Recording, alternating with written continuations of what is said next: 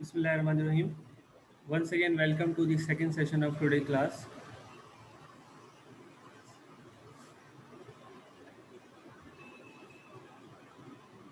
I was giving you information about the mutual funds. What is the role of mutual fund? The role of mutual fund is to collect money from the different investors and the fund manager, the manager of the mutual fund, to collect fund from the different investors and make a pool बना लेता है वो, and then they choose or or they choose securities to invest in, and then after the investment they get or they generate returns in terms of profit, और उसी profit को जो है वो पासेस कर देते हैं इन्वेस्टर्स को दोबारा से. ठीक है. So these are the role or these are the functions of managers, funds manager or the mutual funds. और उन म्यूचुअल फंड्स को in returns they get the annual fees or the monthly fees from the investors, और वो कुछ charges लेते हैं और उसी चार्जेस के बेसिस पर, और sometimes they earn their own profit because because कि वो उनकी अपनी मेहनत होती है. लोगों का पैसा भले वो इन्वेस्टमेंट करते थे लेकिन वो अपनी मेहनत का प्रॉफिट ले लेते हैं, और म्यूचुअल फंड्स पे जो अर्निंग होती है वो उनकी फीस होती है, और वो जो प्रॉफिट होता है जो वो इन्वेस्टर्स के पैसों से जनरेट करते हैं. तो म्यूचुअल फंड्स की यहाँ तक तो आपको कहानी समझ में आ गई होगी. Now we will talk about the mutual fund scheme, या यूँ हम कह लें कि according to structure how many types of mutual funds. इसको हम यूँ भी कह सकते हैं types of mutual funds according to the scheme, according to the structure. यानी स्ट्रक्चर के अकॉर्डिंग देखते हैं. Number one, open ended mutual funds, और number two close ended mutual funds. ये दो तरह के म्यूचुअल फंड्स होते हैं. पहले मैं आप लोगों से पूछना चाहूँगा कि आप लोगों में से ज़रा स्टूडेंट्स ये क्लास में सीआर, दोनों सीआर मौजूद हैं? Yes sir. बेटा आप लोग दोनों जो है वो अपने एंड पर ज़रा क्लास के अंदर जो पार्टिसिपेंट्स हैं उनकी अटेंडेंस रिकॉर्ड रखिएगा अपने पास. Sure sir. अच्छा, आप लोग में से बताएं, तमाम स्टूडेंट्स में से कोई स्टूडेंट्स बताएं कि what are open ended mutual funds और close ended mutual fund. Open ended mutual funds कौन से होते हैं, क्लोज एंडेड म्यूचुअल फंड्स कौन से होते हैं?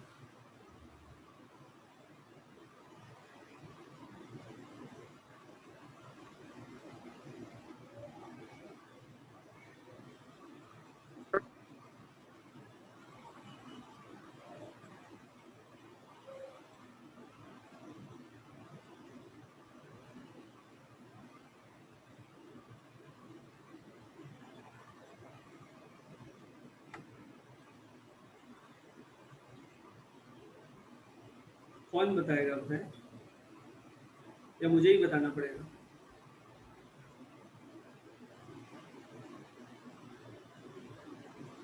रमशा आप बताएंगी? यस.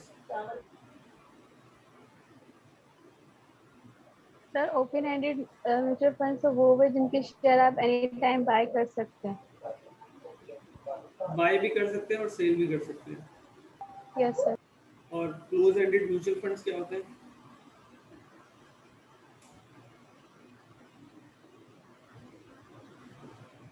सर क्लोज में होंगे जो हम शेयर नहीं कर सकते एनी टाइम, ना बाय कर सकते शेयर्स को.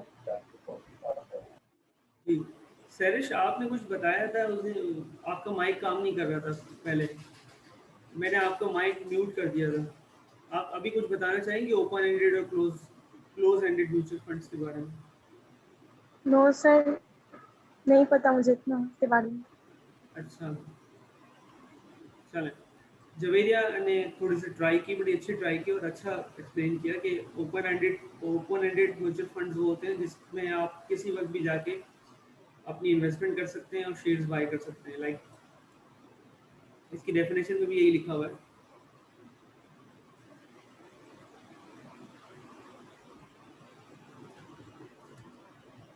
इसमें लिखा हुआ है open ended mutual funds generally create and sales units on continuous basis to accommodate new investors.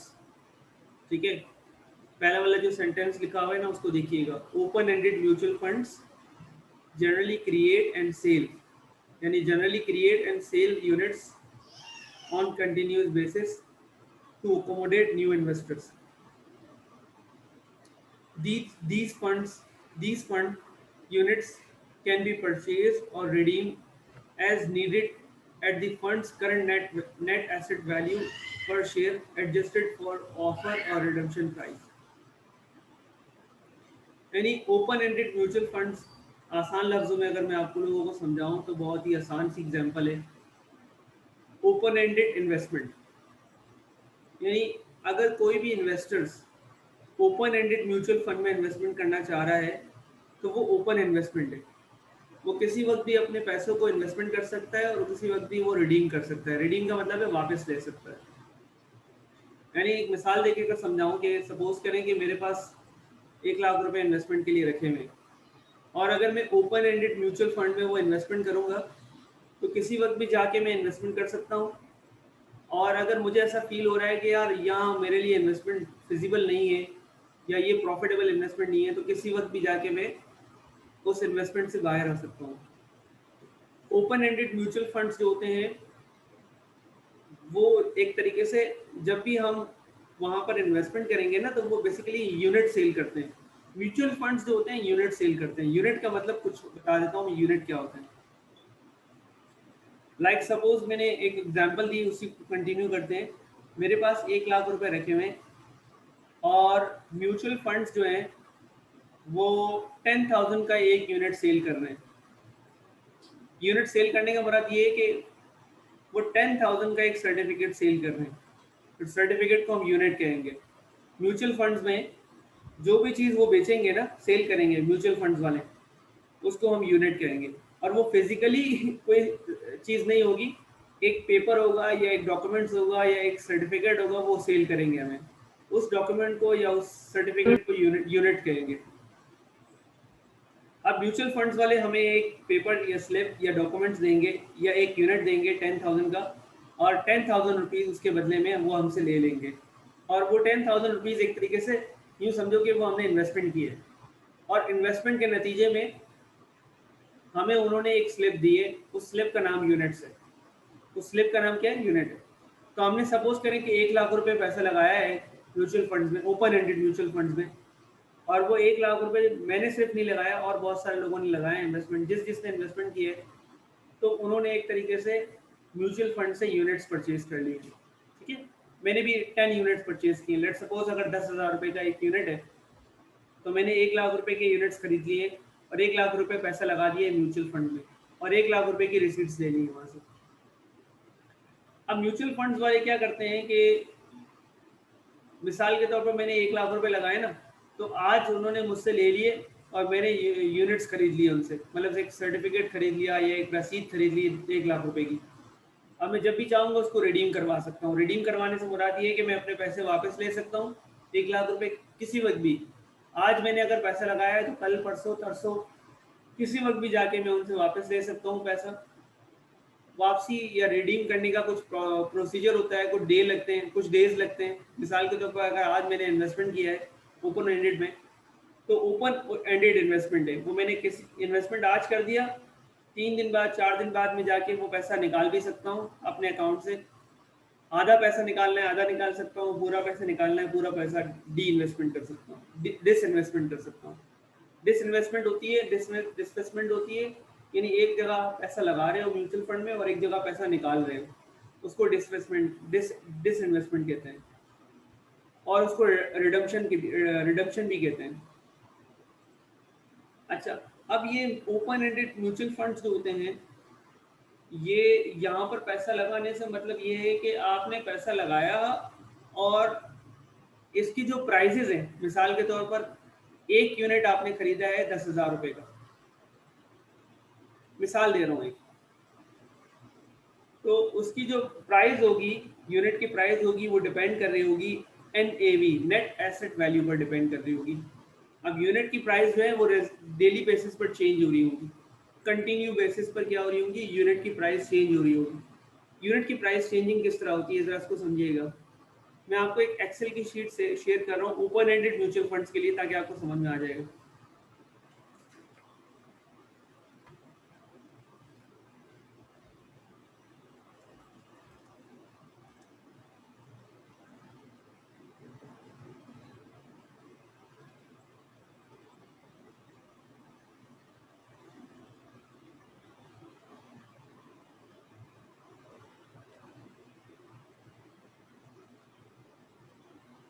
Ji, Excel की शीट नजर आई है आप लोगों को? Yes sir. अच्छा, अब देखिएगा, लेट सपोज मैं बात कर रहा हूँ ओपन एंडेड म्यूचुअल फंड की। ओपन एंडेड म्यूचुअल फंड्स की,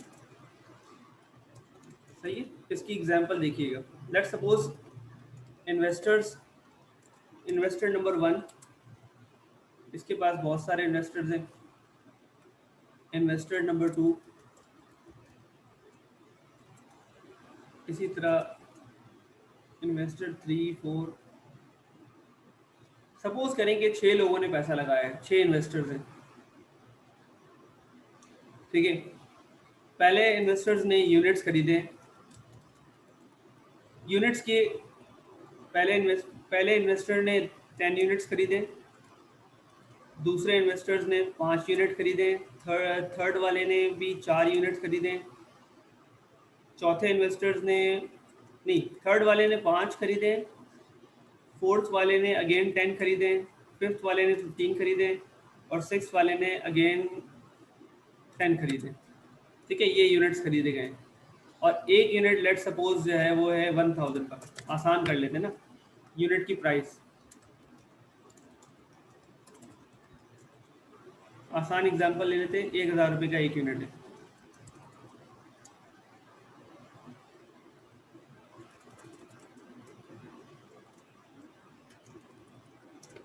तो इसका मतलब ये मुझे बताएं कि इन्वेस्टमेंट कितनी की है। अगर मल्टीप्लाई करके देखते हैं, पहले वाले इन्वेस्टर ने 10 यूनिट खरीदे, 1000 रुपये का एक यूनिट है, तो 10,000 रुपये इन्वेस्टमेंट किए, ठीक है।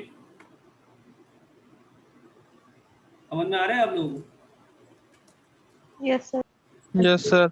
अब 6 इन्वेस्टर्स हैं, इन्होंने इन्वेस्टमेंट इस तरह की है कि पहले वाले ने 10,000 रुपये इन्वेस्टमेंट किए, सेकंड वाले ने 5,000 किए, थर्ड वाले ने 5,000 किए, और इसी तरह सब 6 लोगों की इन्वेस्टमेंट है। अज्यूम करने के लिए बता रहा हूँ, इन्वेस्टर्स तो बहुत ज़्यादा होते हैं। अच्छा, अब कंपनी जो है वो, कंपनी के पास टोटल इक्विटी आ गई, ये वाली लोगों की इन्वेस्टमेंट, टोटल इन्वेस्टमेंट कितनी आ गई? 55,000। 55,000 की इन्वेस्टमेंट आ गई, सही है। ये कंपनी की टोटल इक्विटी है या टोटल एसेट है कंपनी के पास।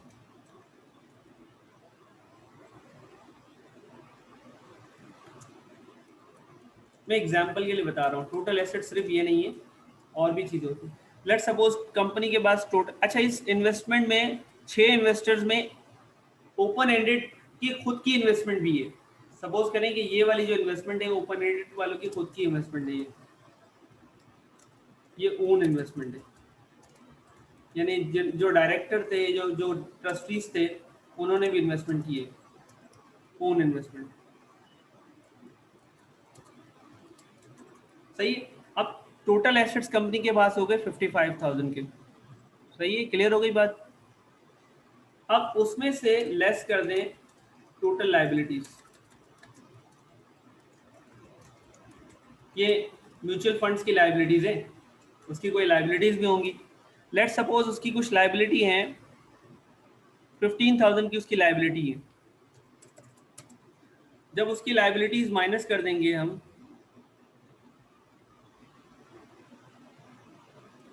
तो हमारे पास जो टोटल इन्वेस्टमेंट में से, टोटल एसेट में से टोटल लाइबिलिटीज माइनस कर देंगे, तो हमारे पास आएगा नेट एसेट वैल्यू।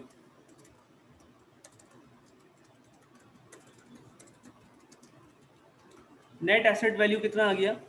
ये आ गया हमारे पास 40,000 आ गया नेट एसेट वैल्यू। अब कितने यूनिट सेल किए हैं ज़रा देखते हैं, टोटल कितने यूनिट सेल किए हैं म्यूचुअल फंड्स ने। टोटल जो है वो यूनिट सेल किए हैं पब्लिक को 6,000 यूनिट सेल किए हैं। अब आप एक काम करें कि इन 6,000 यूनिट्स जो सेल किए उसको 40,000 से डिवाइड 40,000 डिवाइड बाई 6,000 यूनिट्स, तो ये 6.6 पर यूनिट जो है ना वो रेट आ गया। सॉरी ये मैं थोड़ी सी मिस्टेक कर गया हूँ। तो टोटल 55 है ना। हाँ नहीं एक मिनट, मैंने ये टोटल ये नहीं करना था, ये करना था टोटल। वेट, कितने यूनिट सेल किए कंपनी ने? 55 यूनिट सेल किए, सही है। म्यूचुअल फंड्स ने mutual open ended mutual funds ने 55 यूनिट सेल किए। अगर हम 55 यूनिट्स को बेस बनाएं तो हमारे, अगर हम 40,000 को 55 से डिवाइड करें तो हमारे पास प्राइस आ जाएगी 727। ये प्राइस जो है ना मार्केट में फ्लक्चुएट कर रही होगी 727। सर ये टोटल लाइबिलिटीज का 15,000 कैसे आया है? ये कंपनी की लाइबिलिटीज, हर कंपनी की अपनी बैलेंस शीट होती है। बैलेंस शीट में आपको एसेट भी नजर आएंगे, उनकी लाइबिलिटीज भी नजर आएगी। Okay sir. सही है। तो कंपनी की लाइबिलिटी है, सपोज करें 15,000 है म्यूचुअल फंड्स की। ये तो मैंने छोटी सी एग्जांपल ली है, ओके सर। सही है। जी। वो क्यों नहीं आ रहा, ये क्या हो रहा है?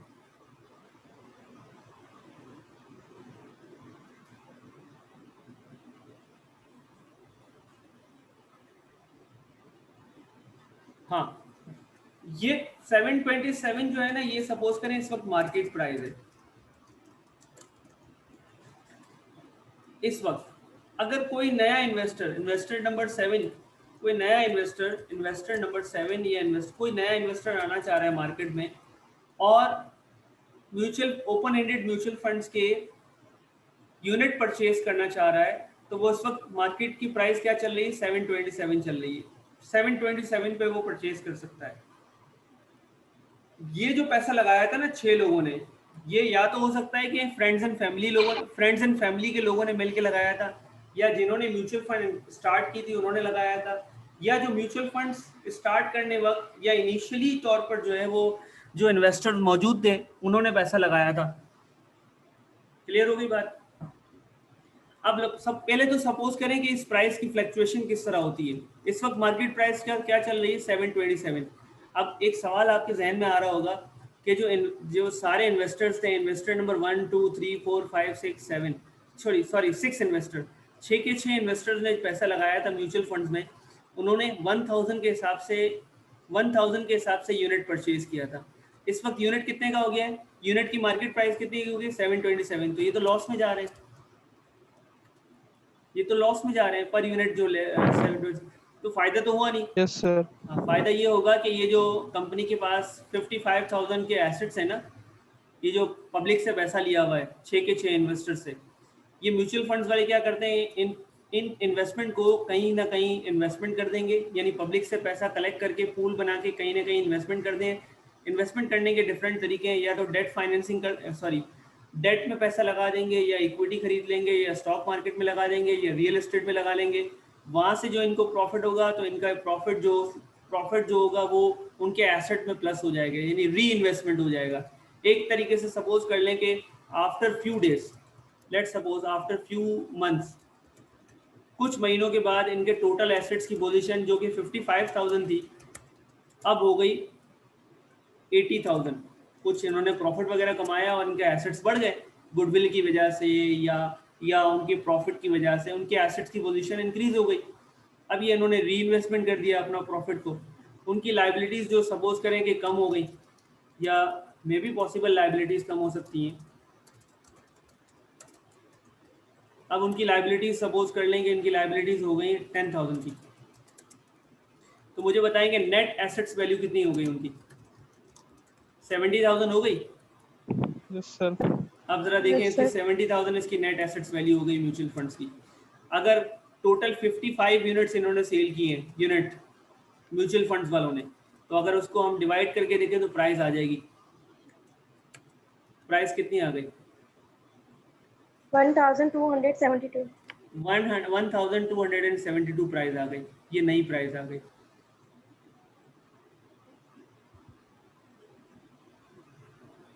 क्लियर तो हुई? सर ये नेट एसेट वैल्यू है, ये तो सिर्फ वो फंड मैनेजर को ही पता होगा या ये जो जिसने म्यूचुअल अच्छा, फंड अब में ये इन्वेस्टमेंट नेट की हुई एसेट्स उसको ही वैल्यू पता की होगा? जो प्राइसिंग होती है ना, अच्छा ये सारी चीज़ें पीछे कैलकुलेशन हो रही होती है, लेकिन ये डेली बेसिस पर प्राइस चेंज होती है। डेली बेसिस पर मार्केट प्राइस पर यूनिट की चेंज होती रहती है। 727 से 1272 हो गई, बल्कि ये डेली बेसिस पर इतनी चेंज नहीं होती है, थोड़ी थोड़ी चेंजिंग हो रही होती है। तो मैंने तो कुछ ये महीनों के बाद इन्वेस्टर्स के को बताया, पता होता है? ये जो प्राइस चेंज होती है ना, ओपन एंडेड की जो चेंज हो रही होती है, मैं ओपन एंडेड की बात कर रहा हूँ। ये जो प्राइसेस में जो चेंजिंग आ रहा होता है ना, ये ऑल पाकिस्तान की एक वेबसाइट है, ये नाम लिखा हुआ है mutual funds association of Pakistan.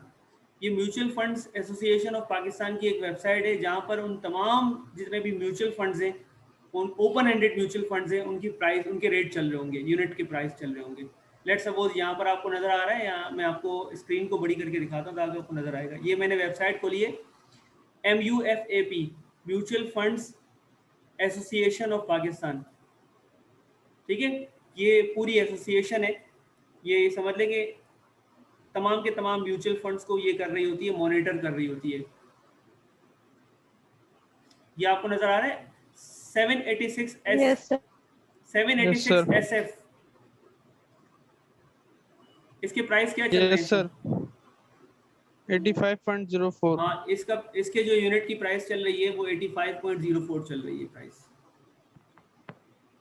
अच्छा, ABL, ये ABL जो है ना अलाइड बैंक है, ठीक है, AFF, यानी इसकी प्राइस चल रही है 10 रुपये 7 पैसे। इसी तरह एक है ABL FPF कंजर्वेटिव, इसकी प्राइस चल रही है 119.01, 119 रुपये चल रही है प्राइस। ये यूनिट की प्राइस सर चलती है, और ये यूनिट के पीछे जो कैलकुलेशन होती है वो ये होती है ओपन एंडेड। सर ये जो हमें सर्टिफिकेट देते हैं इन्वेस्टमेंट के बदले, सर्टिफिकेट तो नहीं ये क्या देते हैं, एक सॉफ्ट तरीके कॉपी से होती वो है या हार्ड? पेपर देते हैं, स्लिप देते हैं। ये इनकी अपनी जो भी होगी, वो हर म्यूचुअल फंड्स की अपनी अलग अलग क्राइटेरिया होता है। जी आपको सवाल बताएं। मैं ये कही थी कि सॉफ्ट कॉपी में देते हैं या हार्ड कॉपी होती है इनकी, एक जैसे वो स्लिप देते हैं तो?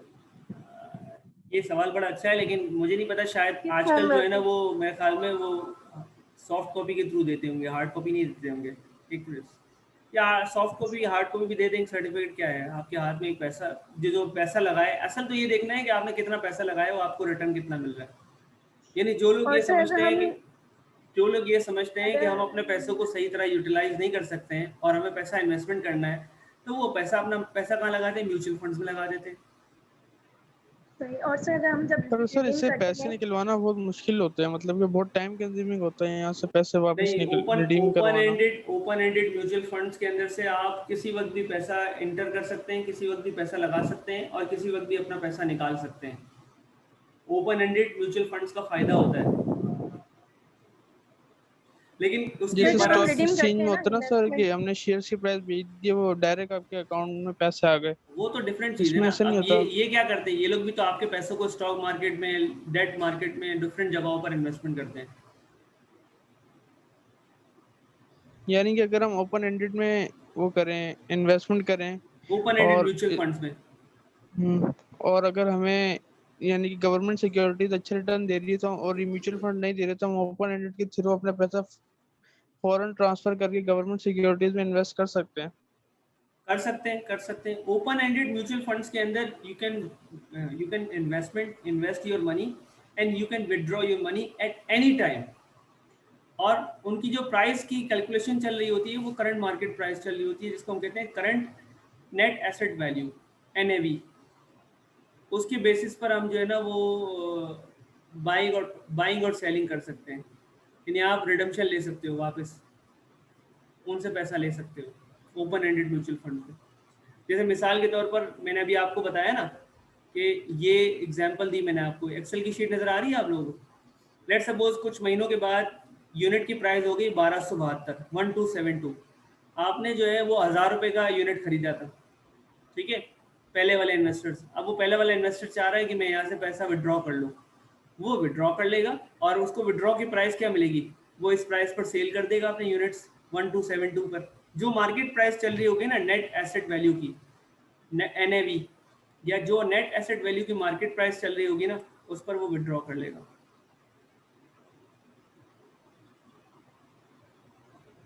ठीक है, वो चाहे तो लॉस में विड्रॉ सर, करे, जब वो चाहे तो ठीक है, वो सर। विड्रॉ कर लेगा, सर जब वो विड्रॉ कर लेगा तो फिर उसको सर्टिफिकेट वापस रिटर्न करना पड़ेगा या नहीं? हाँ, वो तो देना पड़ेगा ना। Certificate is a piece of paper.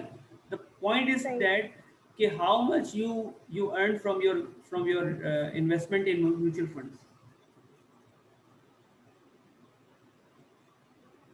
ठीक है, अब चलते हैं थोड़ा सा आगे की तरफ। म्यूचुअल फंड्स ओपन एंडेड हो गए। अब क्लोज एंडेड का मतलब क्या है? क्लोज एंडेड का मतलब है कि क्लोज इन्वेस्टमेंट, यानी a close-ended fund is a portfolio of pooled assets that raises a fixed amount of capital through an IPO and then listed shares for trade on a stock exchange. The price of a close-ended fund shares fluctuates based on the investor's supply and demand.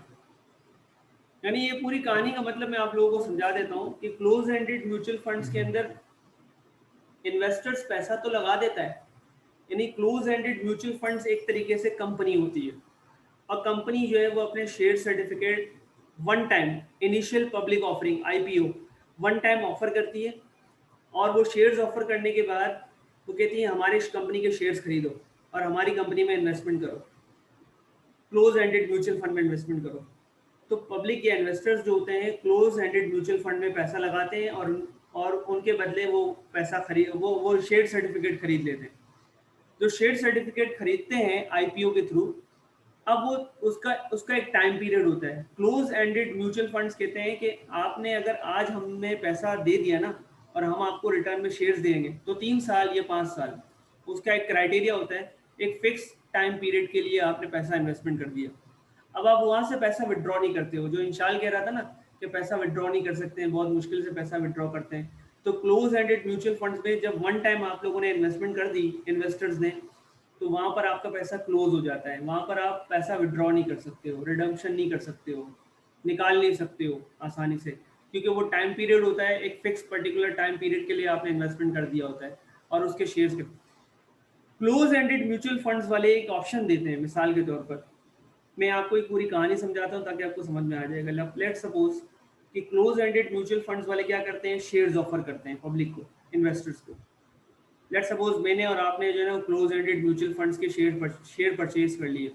Share certificate purchase करने के नतीजे में हम अपने पैसे जो हैं वो क्लोज एंडेड म्यूचुअल फंड्स में लगा देते हैं, यानी इन्वेस्टर्स ने अपना पैसा कहाँ लगा दिया, क्लोज एंडेड म्यूचुअल फंड्स में लगा दिया। अब वो जो क्लोज एंडेड म्यूचुअल फंड्स पहले से ही शर्त लगा देता है कि 3 साल से पहले आप उसको विड्रॉ नहीं कर सकते हो, या रिडीम नहीं कर सकते हो, या रिडम्पशन नहीं कर सकते हो, आप अपना पैसा निकाल नहीं सकते हो। क्लोज एंडेड म्यूचुअल फंड्स वाले एक फैसिलिटी ये देते हैं कि उन जो आपने शेयर्स खरीदे हैं ना, वो स्टॉक मार्केट में जाके आप उसकी जो मार्केट में जो प्राइस चल रही होगी ना, वहाँ पर आप किसी और इन्वेस्टर को सेल कर सकते हो। यानी you have an option to buy or sell the close-ended mutual fund shares on the stock market on the price of stock market की जो प्राइस चल रही होगी on the basis of demand and supply। यानी यूँ समझो कि आपने एक कंपनी में इन्वेस्टमेंट किया है, उस कंपनी का नाम है क्लोज एंडेड म्यूचुअल फंड्स। वहाँ पर आपने जब भी चाहो स्टॉक मार्केट से वो शेयर्स खरीद सकते हो, स्टॉक मार्केट में वो शेयर्स बेच सकते हो, लेकिन कंपनी एक ही मरतबा इनिशियल पब्लिक ऑफरिंग के थ्रू जो है वो कंपनी से आप परचेज कर सकते हो। लेकिन आप अगर मजीद शेयर्स खरीदना चाह रहे हो क्लोज एंडेड म्यूचुअल फंड्स के, क्लोज एंडेड म्यूचुअल फंड्स में मजीद इन्वेस्टमेंट करना चाह रहे हो, या अपनी इन्वेस्टमेंट को निकालना चाह रहे हो, तो वो स्टॉक मार्केट के थ्रू आप करोगे। जो स्टॉक में रेट चल रहा होगा, यानी मुख्तलिफ आपकी जो म्यूचुअल फंड्स हैं जो रजिस्टर्ड है, जो लिस्टेड है, यानी क्लोज एंडेड म्यूचुअल फंड्स जो होते हैं वो स्टॉक एक्सचेंज से रजिस्टर्ड होते हैं, वो एक तरीके से पब्लिक लिमिटेड कंपनीज होती हैं। लेकिन ओपन एंडेड म्यूचुअल फंड्स जो होते हैं वो स्टॉक एक्सचेंज से रजिस्टर्ड नहीं होते हैं, वो जो है वो all Pakistan mutual association fund से रजिस्टर्ड होते हैं। तो क्लोज एंडेड म्यूचुअल फंड्स एक तरीके से पब्लिक लिमिटेड कंपनी होती है। वो इनिशियली अपने शेयर्स पब्लिक को सेल करती है और बाद में अगर कोई ट्रेड करना चाहता है तो वो क्लोज एंडेड म्यूचुअल फंड से अपने शेयर्स नहीं ले सकता, बल्कि मार्केट में, स्टॉक मार्केट में जाके या स्टॉक एक्सचेंज में जाके अपने शेयर्स सेल कर सकता है। आपको समझ में आ गया होगा, उम्मीद करता हूँ। जी, how Yes, many sir. Of you? Yes sir. जी, समझ में आ गया। अब जरा डिफरेंस देखते हैं कि ओपन एंडेड का और क्लोज एंडेड का डिफरेंस क्या है। ओपन एंडेड जो होते हैं वो, देखिएगा नंबर 1 पे सेंटेंस लिखा हुआ है कि any time entry and any time exit. किसी वक्त भी आप एंटर हो सकते हैं ओपन एंडेड म्यूचुअल फंड में और किसी वक्त भी एग्जिट हो सकते हैं। यहाँ पर दूसरा पॉइंट, सेकंड पॉइंट लिखा हुआ ओपन एंडेड में नो फिक्स मैच्योरिटी पीरियड, यानी मैच्योरिटी पीरियड फिक्स नहीं होता, आप किसी वक्त भी जाके अपना पैसा विड्रॉ कर सकते हैं।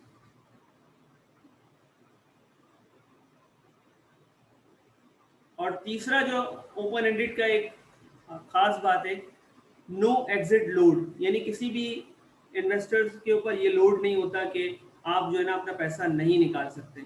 लेकिन ओपन एंडेड वाले भी, ब्रैकेट में लिखा हुआ एक सेंटेंस जरा पढ़िएगा, subject to lock in period. मिसाल के तौर पर अगर आपने ओपन एंडेड म्यूचुअल फंड पे पैसा लगाया है, इन्वेस्टमेंट किया है, और ओपन एंडेड वाले आपको एक ऑप्शन देंगे कि अगर आप 6 महीने के लिए पैसा लगा देंगे तो हम आपको श्योरली इतना रिटर्न देंगे। तो 6 महीने जो है ना वो आपने एक पीरियड को लॉक कर दिया, तो 6 महीने तक आप अपना वहाँ से पैसा विड्रॉ नहीं कर सकते हो, तो ये लॉक कर सकते हैं वहाँ पर, ये ऑप्शन होता है ओपन एंडेड में। लेकिन उसके बरक्स क्लोज एंडेड में ये ऑप्शन नहीं होता।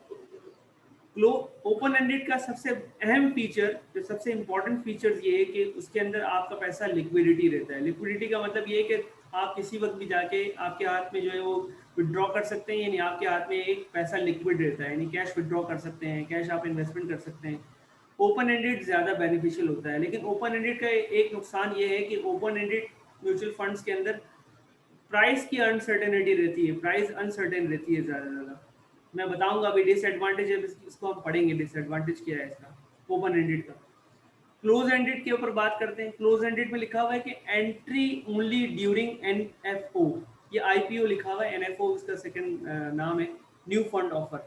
यानी क्लोज एंडेड म्यूचुअल फंड्स जो है वो पब्लिक को शेयर्स ऑफर करते हैं और उसके बदले में पब्लिक से पैसा वो ले लेते हैं।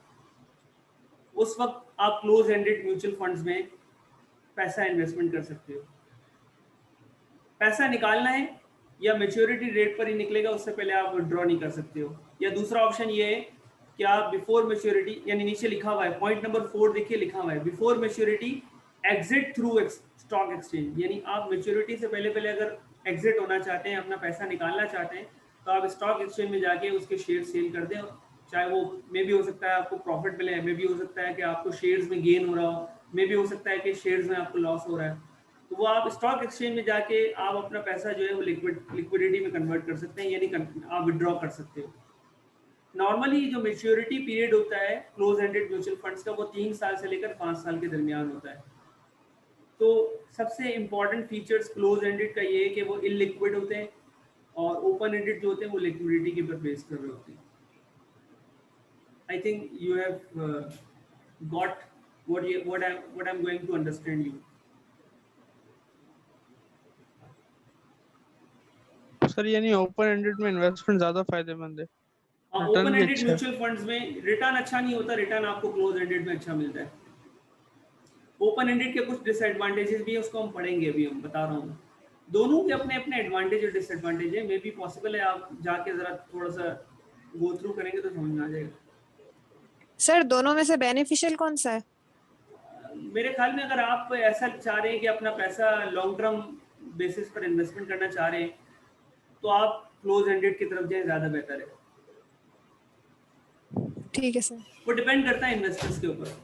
अगर वो शॉर्ट टर्म इन्वेस्टमेंट करना चाह रहा है और किसी वक्त भी विड्रॉ करना चाह रहा है, तो open ended is more beneficial. पर सर ये बात सही है कि म्यूचुअल फंड में इन्वेस्टमेंट आपको लॉस नहीं देती? मतलब एक बात लोग कहते हैं कि अगर ऑलमोस्ट आपको ऑलमोस्ट ऑलमोस्ट थोड़ा ही म्यूचुअल प्रॉफिट फंड्स मिलेगा में पर आपको लॉस कुछ नहीं ना होगा। कुछ प्रॉफिट मिल ही रहा होता है। ठीक है, आगे चलते हैं। अच्छा, आप म्यूचुअल फंड्स का स्ट्रक्चर के ऊपर बात करते हैं, ऑर्गेनाइजेशनल स्ट्रक्चर के ऊपर बात करते हैं। इसमें एक छोटी सी मिस्टेक है, वो करेक्शन कर लीजिएगा, क्योंकि ये पिक्चर थी, पिक्चर पे मैं करेक्शन करना थोड़ा सा मुश्किल हो रहा था मुझे। मैं बताऊंगा कहाँ करेक्शन है, वो कर लीजिएगा आप लोग। देखिए, एक होती है पाकिस्तान के अंदर तमाम जो भी कंपनीज रजिस्टर्ड होना चाहती है वो SECP से रजिस्टर्ड होती है, security and exchange commission of Pakistan से रजिस्टर्ड होती है, और वो रेगुलेटरी बॉडी होती है, यानी वो मॉनिटर कर रही होती है, रेगुलेट कर रही होती है, तमाम कंपनीज को रूल्स एंड रेगुलेशंस बता रही होती है, किस तरह आपको रजिस्टर्ड करना है अपने आप को, और ये सारी चीज़ें। फिर SECP जो है वो रजिस्टर्ड करती है, या वो जो मॉनिटर कर रही होती है वो मैनेजमेंट कंपनी को कर रही होती है। मैनेजमेंट कंपनी आप लोगों ने नाम सुने होंगे, एसेट मैनेजमेंट कंपनीज।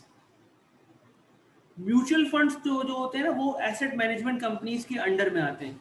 मेरा सेंटेंस दोबारा से सुनना। जो म्यूचुअल फंड्स होते हैं, ये म्यूचुअल स्कीम्स होती हैं, चाहे वो ओपन एंडेड फंड्स हो, चाहे वो क्लोज एंडेड फंड्स हो, जितनी भी स्कीम्स हैं, जितने भी फंड्स हैं, open ended funds, mutual funds जो होते हैं वो किसके अंडर में आते हैं? वो एसेट मैनेजमेंट कंपनीज के अंडर में आते हैं। यहाँ मैनेजमेंट कंपनीज लिखा हुआ है। अब मैनेजमेंट कंपनीज का काम क्या होता है? मैनेजमेंट कंपनीज का जो फंक्शन होता है ना, वो इसके नीचे गलत लिखा हुआ है, क्योंकि ये फंक्शंस जो होता है वो ट्रस्टी का फंक्शन है, और एसेट मैनेजमेंट कंपनी का जो फंक्शन है वो यहाँ लिखा हुआ है, मैनेजेस ऑल इन्वेस्टमेंट इन फंड्स। यानी एसेट मैनेजमेंट कंपनी, ये ज़रा मैंने बता रहा हूँ ना, ये करेक्शन कर लीजिएगा आप लोग।